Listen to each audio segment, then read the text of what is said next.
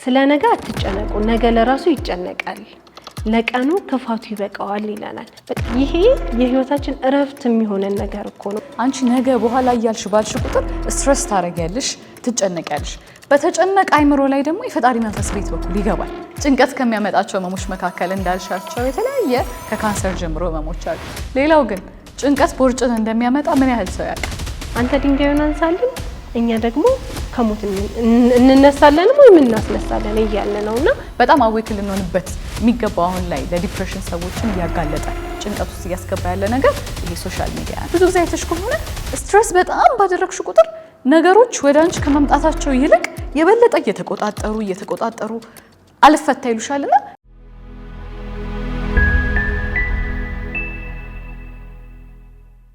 ብዙ ጊዜ ህይወታችን ላይ ነገሮች ላይ በጣም ስለተጨነቀን ነገሮቹ የሚፈቱ ይመስለናል። ነገር ግን አስተውላችሁ ከሆነ በጣም የተጨነቃችሁባቸው ነገሮች ትታችሁ ዞር ማለት ስትጀምሩ ነገሩ በራሱ መስራት ይጀምራል። ስለዚህ ዛሬ ጭንቀት ምንድነው? መምጫዎቹ ምንድናቸው? ምልክቶቹ ምንድናቸው? ከእምነትስ ጋር እንዴት ይገናኛል የሚለውንና መፍትሄዎቹን የምናወራ ይሆናል። አብራችሁን ቆዩ። እሺ፣ ጭንቀት ተፈጥሯዊ ቢሆንም ግን ከመጠን ያለፈ ሲሆን የየዕለት ህይወታችንን ያውክብናል።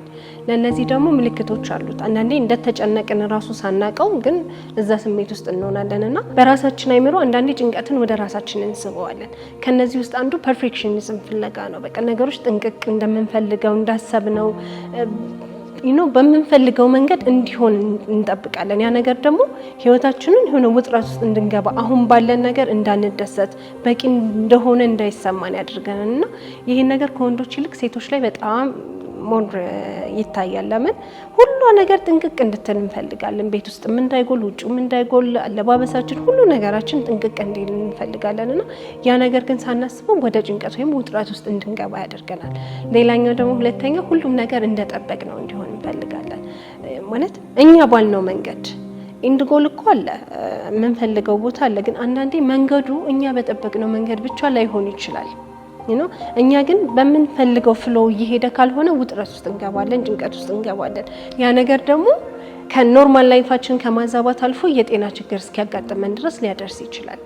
ሌላኛው ሶስተኛው ምንድነው? ያልሆነው ነገር ላይ እናተኩራለን። በቃ ያልተሳካው ነገር አልተሳካም፣ ያልሆነልን ነገር አልሆነም ብሎ ከመቀበል ይልቅ ለምን አልሆነም፣ እኔ ምን ስለሆንኩ ነው፣ ያ ነገር እንዴት ሆነ፣ እከሌ እንዲህ ቢለኝ ኖሮ እንዲህ አይሆንም ነበር፣ እንዲህ ባደርግ ኖሮ እንዲህ አይሆንም የሚሉ ሀሳቦች እኮ ናቸው። ግን እነዛ ሀሳቦች ይደማመሩና ወደ ጭንቀት ያመራሉ ማለት ነው። ሌላኛው እነዚህ ሁሉ ጭንቀትን እንደዚህ አድርገን ካየን በኋላ ምልክቶቹ ምንድናቸው? አንዳንድ እንደተጨነቅን ሳናቀው ራሱ ግን ምልክቶቹን ያላይ ይታያሉ። አካላዊ ምልክቶች ይኖራሉ። ያለምንም እንዲሁ ቁጭ ባልንበት ምንም እንቅስቃሴ ሳይኖረን ልባችን በከፍተኛ ሁኔታ ይመታል። እሱም አንድ የጭንቀት ምልክት ነው። ሌላው በተቀመጥንበት ሊሆን ይችላል። ላብላብ ማለት፣ የሆነ ሰውነታችን ውጥርጥር ማለት፣ እስርስር ሰውነቴ ታሰረ፣ ይሄ ማንጅራቴን ያዘኝ፣ ራሴን አመመኝ፣ ሰውነቴ ኩምትርትር አለ አይነት ነገር እንላለን። ግን በደንብ አድርገን ራሳችንን ብናየው ውስጣችን የሆነ አይነት ውጥረት አለ፣ ያልወጣ ጭንቀት አለ ማለት ነው። ሌላው ትንፋሽ መንቀጥቀጥ፣ ይሄ የመተንፈስ ችግር፣ ደህና ንሽኩ ግን የሆነ በቃ ቅብዝብዜ ማለት፣ ትኩረት ማጣት። የባህሪ ምልክቶች ደግሞ ምንድናቸው? እንቅልፍ ማጣት፣ መነጫነጭ፣ ከሰው መሸሽ፣ በፊት የነበረን ፈገግታ፣ ሳቅ፣ ጨዋታ ይቀርና የሆነ አለ አይደለ ጥፍት እንላለን፣ ሰው ማመን እናቆማለን፣ መጨነቅ። እነዚህ ምልክቶች ያመጣል። ሌላኛው ምልክት ምንድነው? ስነ ልቦናዊ ምልክቶች አሉት። ይሄ ስጋት ውስጥ መሆን፣ ምንም ባልተፈጠረበት የሆነ ነገር ያስጨንቀናል፣ ያስፈራናል። ነገን ስናስብ ስጋት ውስጥ ነን። ሰዎችን ማመን በጣም ይቸግረናል።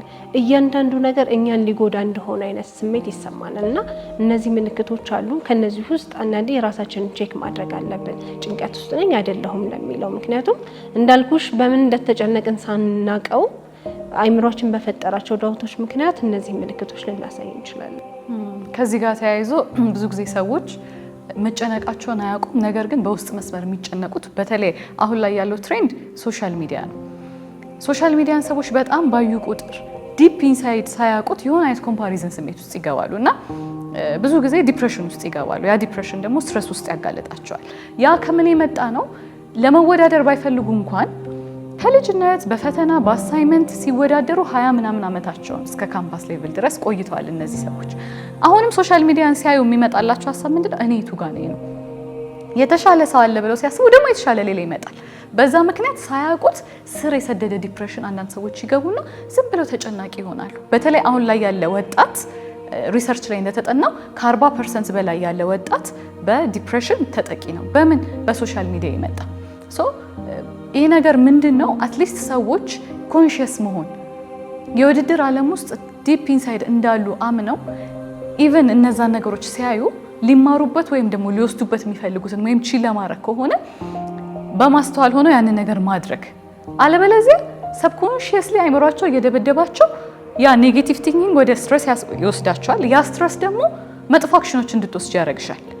እንዲህ ሪሌት እያደረገ አሁንም በተደጋጋሚ የተወሰበሰበ ስትረስ ውስጥ እንገባለን እና የሶሻል ሚዲያ ደግሞ ምንድነው የምናየው የኛን ቨርዥን ሳይሆን የሌሎችን ቨርዥን እንድንመስል ያደርገናል። ለምን? አንድ ሰው የሆነ የራሱ የሆነ ፓሽን አለው የሚፈልገው ነገር፣ ግን እነዛ ሰዎች እዛ ጋር የተሻለ አድርገው ሲያይ ዋይናት እኔ እያለ የእሱን ነገር እየጣለ እነዛ ሰዎች ይመስላል እንደ ቀልድ የሆነ ቀል ሞት ይመጣል። የራስሽንም አላማ አስኖሪም የእነሱንም አስኖሪም እንዲሁ በዲፕሬሽን ታልፊያለሽ እና በጣም አዌክ ልንሆንበት የሚገባው አሁን ላይ ለዲፕሬሽን ሰዎችን እያጋለጠ ጭንቀት ውስጥ እያስገባ ያለ ነገር ይሄ ሶሻል ሚዲያ ነው እና ከዚህ ጋር ተያይዞ በጣም ሰዎች አዌር ሊሆኑበት የሚገባው ነገር የሰው ልጅ በቀን 60 ሺህ ሀሳብ ያስባል። ኢማጂን 60 ሺህ ሀሳብ በጣም ብዙ ነው እና እነዚህ 60 ሺህ ሀሳቦች በራሳቸው አይምሮሽ ግዴታ ፊድ ማድረግ አለብሽ። እነዚህ 60 ሺህ ሀሳቦች ለመመገብ ሲል አይምሮሽ ስራ ካልሰጠሽው ራስሽ አስበሽ ስራ እየፈለገ ማይሆኑ ነገሮች ነው ለራስሽ ስራ የሚሰጥሽ። አንዳንዴ ስራ የፈታ ጭንቅላት የሰይጣን መጫወቻ ነው ይባላል። ለምን? አይምሮ በራሱ የሚፈታው አንድ ችግር የስራ ችግር ይፈልጋል ወይም የሆነ ፕሮብለም ይፈልጋል። ያ ልትሰጪው የሚገባው ነገር ደግሞ ወይ የሆነ ፓሽንሽ የሆነ ስራ ወይ በኤክሰርሳይዝ ሊሆን ይችላል ወይ ስፒሪቹዋል ላይፍሽ ላይ ካልሆነ ኢማጂን ቁጭ ያለ ማይንድ ምን አይነት ኔጌቲቭ ቶቶች ያስባል። እነዛን ሀሳቦች አንቺ ፈቅደሽ ካልሰጠሽው እሱ እየፈቀደ ድሮ ያልሆኑልሽ ነገሮች ሊሆኑ ይችላሉ። አሁን ላይ በቃ ልትሻገሪባቸው ያልሻቸው ነገሮች ይኖራል፣ ግን እዚህ ላይ ነሽ አንቺ አትረቢም እንትንሽ አልሄድም እያለ አይምሮሽ እዛው ስትረስ ውስጥ ያስገባሻል። በጣም አዌክ መሆን ያለብን ነገር አይምሮ ልክ አሳ ከውሃ ወጥቶ መኖር እንደማይችል ሁሉ አይምሮም ያለ ሀሳብ መኖር አይችልም። ያንን ሀሳብ አንቺ ካልሰጠሽው እሱ የሚፈልገውን ሀሳብ እየሰጠ ጭንቀት ውስጥ እያስገባ የሆነ ሰዓት በዛው ልክ ህይወታችንን እናጣለን እና ስለምታስበው አስብ የሚል እንደውም አንድ ሀሳብ አለ እና ሀሳቦቻችንን በጣም መግራት ለምንፈልጋቸው ነገሮች ዳይሬክት ማድረግ ሀሳቦችን እየሰጠን። እስቲ አሁን ደግሞ ከእምነት ጋር በተያያዘ ጭንቀት እንዴት ነው ባይብል ላይ የሚለውን ሀሳብ። እግዚአብሔር ጭንቀታችንን ለብቻችን እንድንሸከም አያደርገንም። እሱ ስለኛ ይጨነቃል። እኛ ግን ነገሮችን ሁሉ በራሳችን ለማድረግ በራሳችን እንደምንወጣው ስለምናስብ ነው ኦቨር ስትረስ ውስጥ የምንገባው። ከዚህ ጋር ተያይዞ አንድ ታሪክ ልንገርሽ። ኢየሱስ ክርስቶስ ጌታችን መድኃኒታችን ኢየሱስ ክርስቶስ አልዓዛርን ለማስነሳት ሲመጣ አይተሽ ከሆነ እህቶቹንም ምንም ካናገረ በኋላ ቦታውን አሳዩኝ አለ። ሄደ። ሰዎቹ ምን አላቸው? ድንጋዩን አንሱት። እሱ ማድረግ አቅቶት አይደለም፣ ነገር ግን ድንጋዩን አንሱት። ያ ማለት የኛ ድርሻ አለ፣ የምናነሳው ነገር አለ። ከሞት ማስነሳት ግን የሱ ድርሻ ነበር። አልዓዛር ተነስ ሲለው ተነሳ። እኛ ግን በህይወታችን እያደረግን ያለነው ተቃራኒውን ነው። አንተ ድንጋዩን አንሳልን፣ እኛ ደግሞ ከሞት እንነሳለን ወይም እናስነሳለን እያልን ነውና ይሄ ነገር በጣም ከባድ ነው። ማለት ልናስተውል ይገባል። የሆነ ነገር ኦቨር ስትረስ ውስጥ ስንገባ እኔ የቱን ነው እያደረኩ ያለሁት? ከሞት ለማስነሳት እየሞከርኩ ነው ወይስ ድንጋዩን ለማንሳት ነው እየሞከርኩ ያለሁት? ኦፍ ኮርስ ትንሽ ማሰብ ሊያስፈልግ ይችላል፣ መጨነቅ ሊያስፈልግ ይችላል። የምንጨነቀው ግን ድንጋዩን እንዴት ላንሳው ነው እንጂ ከሞት እንዴት ላስነሳ አይደለም። እሱ የአምላክ ስራ ነው፣ የኛ አይደለም። ከዚህ ጋር ተያይዞ መጽሐፍ ቅዱስ ላይ ስለ ጭንቀት ጥቅሶች አሉ። እርሱ ስለ እናንተ ያስባልና የሚያስጨንቃችሁን ሁሉ በእርሱ ላይ ጣሉ ይላል። በቃ ይሄ የህይወታችን እረፍት የሚሆነን ነገር እኮ ነው። ማለት ይችን ቃል ካወቅን እርፍ ብለን መኖር ነበረብን እንደ አማኝ እንደ ክርስቲያን። በቃ ሁሉም እንደየእምነቱ ይሄን ቃል በትክክል ለተረዳ ሰው እኮ በቃ ምን አስጨነቀኝ በቃ እኔ ላይ ጣሉ ብሏል። የምንፈልገውን ነገር በጸሎትም በምልጃም ለሱ እንናገራለን። እኛ እርፍ ብለን መኖር ነበር ያለብን። ግን እንዳልኩሽ በራሳችን የምናደርገው የምንወጣው ስለሚመስለን በዛ ምክንያት ኦቨር ስትረስ ውስጥ እንገባለን ወይም ጭንቀት ውስጥ እንገባለን ማለት ነው። ሌላኛው ስለ ጭንቀት ምን ይላል? ስለ ነገ አትጨነቁ፣ ነገ ለራሱ ይጨነቃል፣ ለቀኑ ክፋቱ ይበቃዋል ይላል። ከዚህ ጋር ተያይዞ በሳይንሳዊም እኮ እንባላለን አሁን ኑሩ። በቃ ነገ የሚባል ቀን የለም። the power of now ምናምን እየተባለ የሚባለን እኮ ይሄ ነው። በቃ አሁንን የምንኖር ከሆነ ምንም ስለ ነገ የምንጨነቀው ነገር የለም። ያሁኗን ደቂቃ ዛሬን ብቻ ሳይሆን አሁን የመዳን ቀን ዛሬ ነው፣ ከዛሬም አሁን ነው ይላል። በቃ ስለ ፓወር ኦፍ ናው መጽሐፍ ቅዱስ በደንብ አድርጎ ነግሮናልና አሁንም በትክክል ከኖርን ለምን እንጨነቃለን? አሁን የምንኖራት እያንዳንዷ ነገር ተጠራቅማ አይደለ ህይወታችን መስመር የምታበጅልን። ስለዚህ መጨነቅ በተለያየ መንገድ ስናየው ልክ እንዳልሆነ ያሳያልና በእምነት ለእግዚአብሔር አሳልፎ መስጠት ከአቅማችን በላይ ሲሆን ይሄ ከብዶኛል፣ በቃ እኔ ከአቅሜ በላይ ሆኖብኛል ብሎ ሰሬንድ ማድረግ ትልቅ መፍትሄ ነው። እንዳልሽው ብዙ ጊዜ ሰዎች ለጭንቀት የሚጋለጡት በኋላስ አሁን ላይ የሆነ ነገር ስራ እየሰሩ ስለ በኋላ ያስባሉ፣ ከዛ ስለ ነገ ያስባሉ። ያ ማለት የፈጣሪ ልጅ እንደመጠምዘዝ ማለት ነው። ብዙ ጊዜ የምናደርገው የሱ ኃይል በሰከንዶችሽ ውስጥ እንዳይገለጥ አንቺ ነገ በኋላ እያልሽ ባልሽ ቁጥር ስትረስ ታረጊያለሽ፣ ትጨነቂያለሽ። በተጨነቀ አይምሮ ላይ ደግሞ የፈጣሪ መንፈስ ቤት በኩል ይገባል። እንደውም ለሌላ መንፈስ ነው ራስሽን አጋልጠሽ የምትሰጪውና ኤካርት በዚህ አጋጣሚ the power of now ላይ እንዴት ላለው ብዙ ጊዜ አንድ መድረክ ላይ ተጋብዞ ሲሄድ ዝግጅት ሁሉ አያረግም። ኢቭን ቀጠሮ ኖሮበት ራሱ ቀድሞ ማድረግ ያለባቸው ነገሮች እያሉ ወክ ነው ማረገው፣ ራሴን አደምጣለሁ ምናምን ነው ሲል የነበረውና በዛ ልክ ነው የሰው ልጅ ራሱን መልቀቅ ያለበት። ያኔ ስትለቂ ፈጣሪ ራሱ ባንቺ ውስጥ መስራት ማውራት ይጀምራል።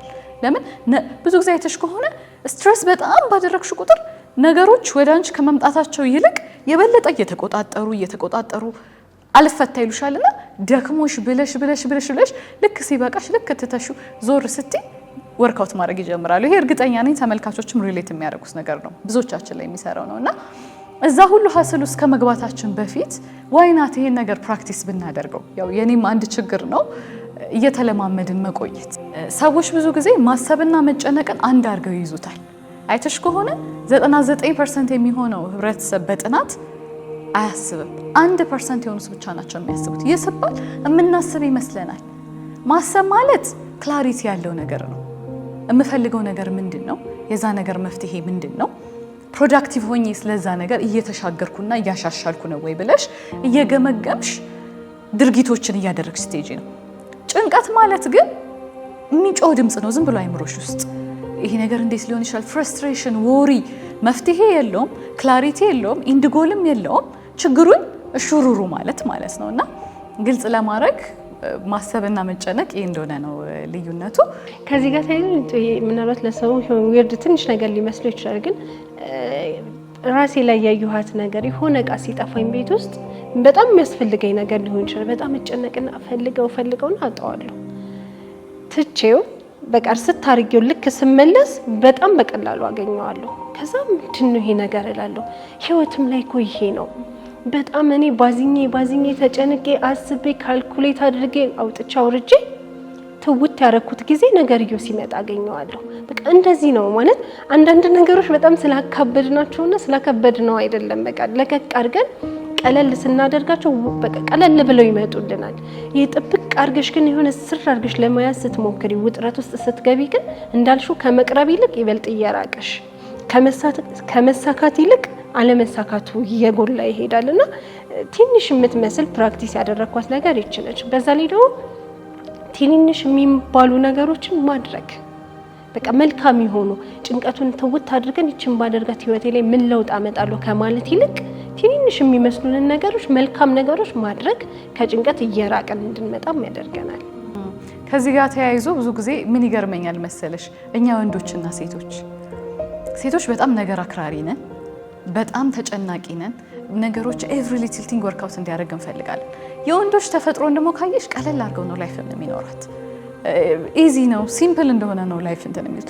ለዚህም ነው ብዙ ጊዜ በስራ በህይወት አንግል ከሴት ይልቅ ወንድ ልጅ በጣም ሰክሰስፉል ነው። ለምን?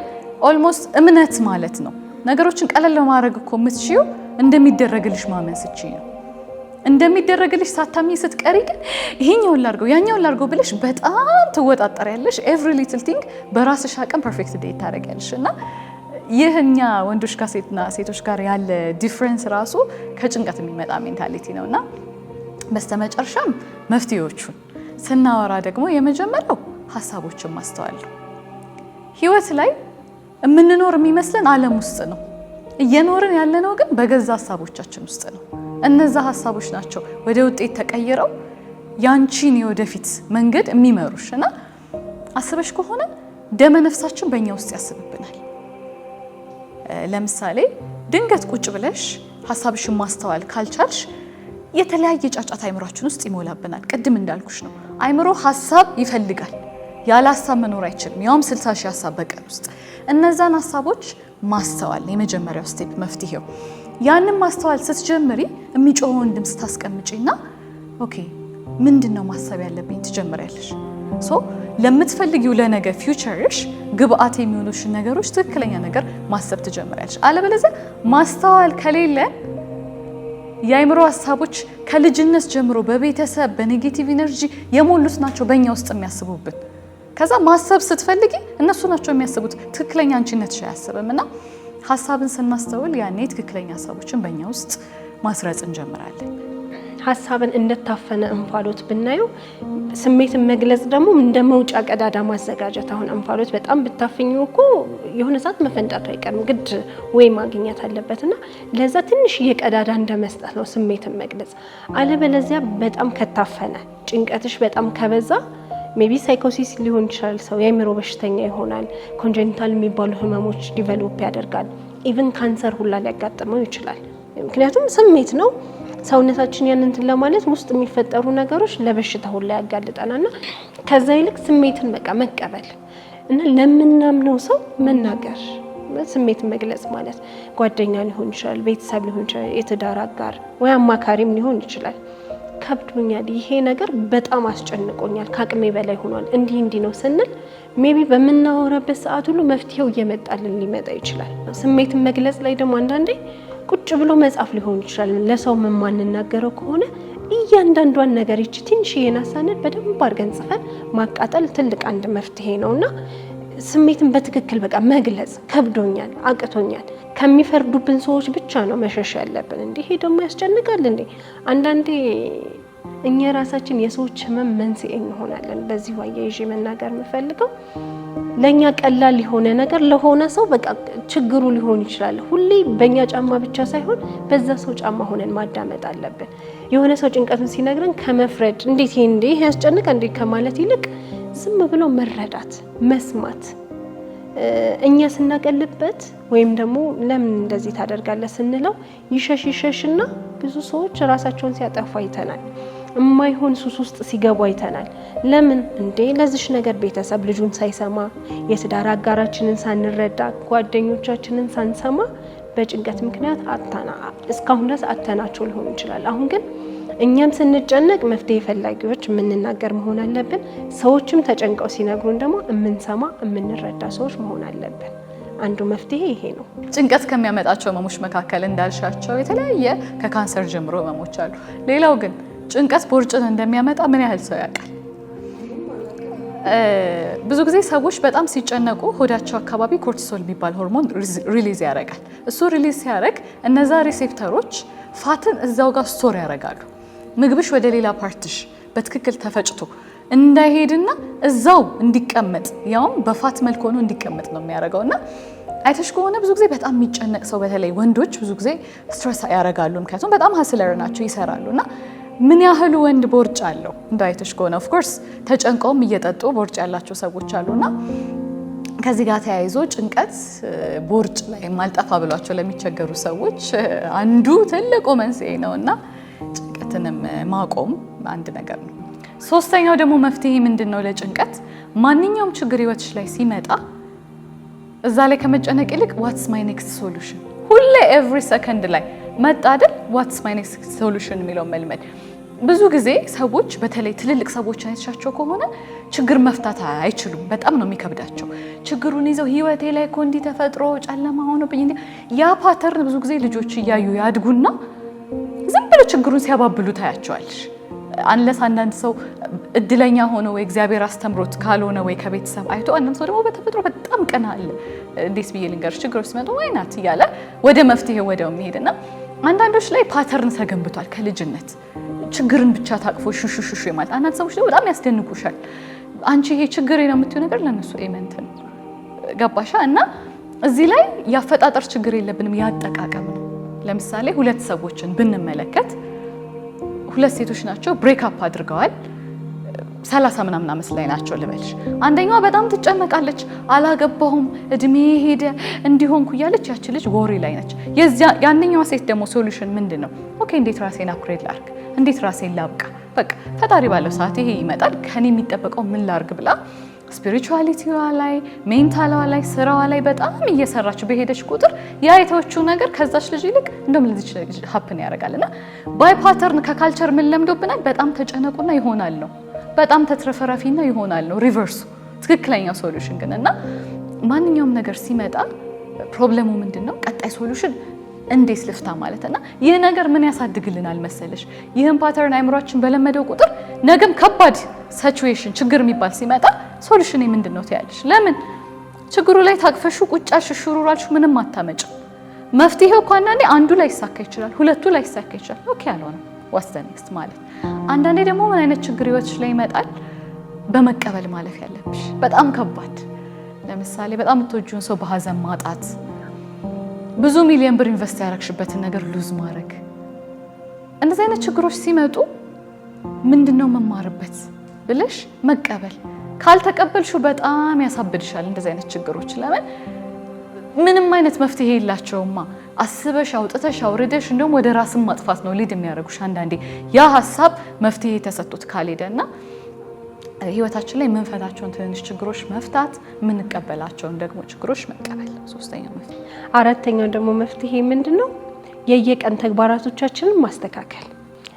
ይሄ የህይወት ቁልፍ ነው። ሁላችንም ብንረዳው ከጭንቀትም አላቆ ሰላማዊ ተረጋጋ ህይወት እንድንኖር ዋናው ነገር ዛሬ የምናደርጋቸው እያንዳንዱ ነገሮች ከዛሬም ደግሞ አሁን የምናደርጋቸው ነገሮች እና ጠዋት ላይ ስንነሳ ጠዋት የምናደርጋት እያንዳንዷ ነገር ቀናችንን ተወሰናለች። ስለዚህ የመጀመሪያውን ከ20 እስከ 30 ደቂቃ ያለውን ብንችል በጸሎት ማሳለፍ፣ በዝምታ ወይም የምንፈልገውን ነገር እንቅስቃሴ በማድረግ ሊሆን ይችላል። ብቻ በተረጋጋ መንፈስ መጀመር። ምስጋና የህይወት ሁሉ ቁልፍ ነው።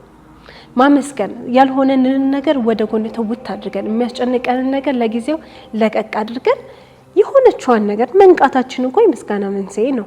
አይናችን ብርሃን ካየ ተመስገን፣ ስለመነሳታችን ተመስገን ስንል የሆነ ሰውነታችን ጥሩ ስሜት እየተሰማው ያንን ጭንቀት ሪሊዝ እያደረገው ይመጣል። ከዛ ትንሽ የሚባሉ ተግባራቶችን በጧት ማድረግ፣ አልጋ ማንጠፍ ሊሆን ይችላል፣ የሆነ ቤት ማስተካከል፣ ብቻ ጥሩ ስሜት እንዲሰማል ያደርጋል። ሌላው ምንድነው? ስራችንን ወደ ትንንሽ ነገሮች መመዳደፍ። ከቀን ተቀን ሌላው ስራችን ሌሎች ነገሮች እንዳሉ ሆኖ ለ20 ደቂቃም ብትሆን በእግር መጓዝ ለጭንቀት ትልቅ መፍትሄ ነው። በእግራችን መጓዝ ቢቻል ተፈጥሯዊ ነገር እያየን ቢሆን የተሻለ ነው። አየር እየማገን ምናምን ሲሆን ጥሩ ኢነርጂ ወደ ውስጣችን ይገባል። ውስጣችን ያለው ደግሞ መጥፎ ነገር እየወጣለን ይሄዳልና ትልቅ መፍትሄ ነው እሱ። ቀን በቀን የምናደርጋቸው እያንዳንዷ ነገሮች ለህይወታችንም ትልቅ ቁልፍ ነው፣ ፕላስ ለጭንቀታችንም መፍትሄ ነው ማለት ነው። አሁን እንዳልሽው እንደውም በጣም ትልቁ የጭንቀት መፍትሄ አርቲፊሻል ነገር ውስጥ ነው ታጥረን ያለ ነው። ስልካችን ኤቭሪ የምናገኘው ነገር የሆነ ከፈጣሪ መንፈስ ጋር ኮኔክት ከማድረግ ይልቅ እንድንርቅ ነው የሚያደርገን። ምክንያቱም ጨረሮ አለ፣ ኮኔክሽን ብዙ አይነት ነገር አለና ዶክተር ሮዳስ ሲያወራው እንዳልሽው አሁን ከኔቸር ጋር ተያይዞ ሰዎች በቀናቸው ቢያንስ ወደ ማታቸው ላይ ሲሰበስቡ የነበሩት ስልካቸውን የያዙበት ፕሮቶን አለ፣ ያ የኤሌክትሪክ ዌቭ አለ፣ የተለያየ ነገር ሪሊዝ ማድረግ ያለባቸው ኔቸር ላይ ኮኔክት አድርገው ነው ይላል። እንዴት ነው? ወይ አፈር ውስጥ ወይ በባዶ እግር ስትሄጂ ያ ፕሮቶን ከኤሌክትሮን ጋር ሪቻርጅ ይደራረጋል። በእጃችሁ ኔቸርን ስትነኩ፣ ንጹህ አየር ብሪዝ ስታረጊ፣ ዛፎች ጋር ስትሄጂ ያኔ ባይ ዲፎልት ያ ስትረስ እየወጣ ይመጣል። እና በጣም የሚገርመኝ በቃ ብዙ ለጭንቀት መፍትሄዎች የሚሆኑ ነገሮች ዋናው ወደ ፈጣሪ ስትጠገሪ ነው። የፈጣሪ መንገድ ደግሞ እሱ የፈጠራቸው ኔቸሮች ናቸው። እኛ ብዙ ጊዜ የተከበነ ያለ ነው እንዳልኩሽ ሞር አርቲፊሻል ነው እና ያ በራሱ የሚሰበስበንና ወሪ ውስጥ ይከተናል። ሶ እንደዚህ አይነት ሜካኒዝም እየፈለግን ቢያንስ ወደ ማታችን ላይ ደግሞ ስንሄድ ሪሊዝ ማድረግ።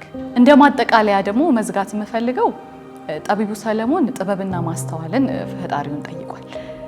ብዙ ጊዜ ይህ ጥበብና ማስተዋል ካለን ብዙ ነገሮቻችን ይፈታሉ።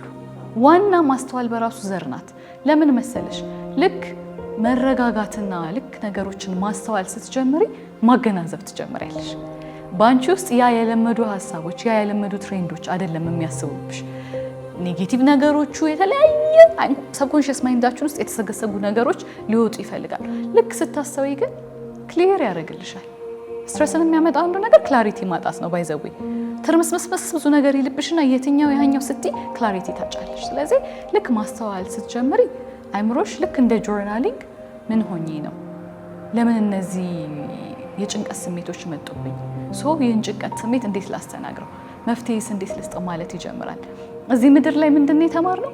ሩጥና ተጋጭ። ዝንብ ታውቂያለሽ፣ ዞር ብትል ክፍት በር ኖሮላት ብዙ ጊዜ የምትጋጨው ዝግ በሆነው መስኮት ነው። እኛም ብዙ ጊዜ ዞር ብንል በተለይ በፈጣሪ መንገድ በማስተዋል ውስጥ ብዙ በረከቶቻችን አሉ። ነገር ግን ሳናቋርጥ በማይሆን መንገድ እንጋጫለን እና ህይወት ላይ በተለያየ ነገር እየተጨነቀን ግራ እየተጋባን ካለን ጥበብን ከፈጣሪ መጠየቅ፣ ማስተዋልን እንዲሰጠን መጠየቅ እና አንዳንዴ ለእኛ አቅም በጣም የከበደን ነገር ለፈጣሪ በጣም ቀላል ነው እና መረጋጋትና ማስተዋል ብዙ ነገሮችን ለመፍታት በጣም ትልቅና ቁልፍ ነገር ያስባል። እስኪ ተመልካቾቻችን እናንተስ የጭንቀት ስሜት ሲሰማችሁ ምን አይነት ቴክኒክ ተጠቀማችሁ? የትኛው ሰራላችሁ? ሀሳባችሁን ኮሜንት ላይ አሳውቁን። በቀጣይ ቪዲዮ እንገናኝ። መልካም ሳምንት። ቻናላችንን ሰብስክራይብ፣ ላይክ፣ ሼር እያደረጋችሁ ቆዩን።